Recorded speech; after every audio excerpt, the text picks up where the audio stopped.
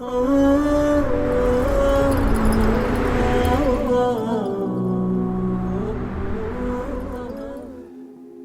alaikum wa rahmatullahi wa barakatuh. My brothers and sisters, welcome to our daily dua. Today's dua is covering repentance.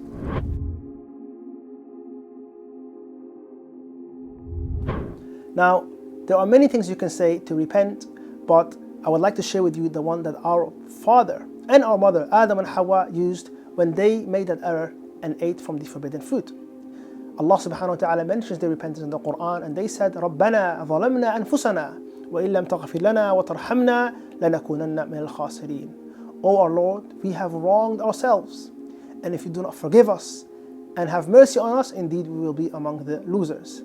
They started by admitting that they have wronged themselves, and this is what we should all do when we sin.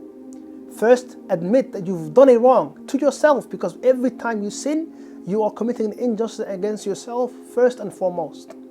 رَبَّنَا ظَلَمْنَا أَنفُسَنَا وَإِن لَمْ تَغْفِرْ لَنَا وَتَرْحَمْنَا. Oh Allah, if you do not forgive us and you do not show us mercy, here it is a recognition that you are desperate for Allah's forgiveness, desperate for Allah's mercy. And if Allah does not show you forgiveness, if Allah does not show you mercy, لَنَكُونَنَّ مِنَ الْخَاسِرِينَ, we will be among the losers. This is the statement that our father Adam alayhi said, as mentioned in Surah Al-A'raf, and is what you should say whenever you want to repent from a sin.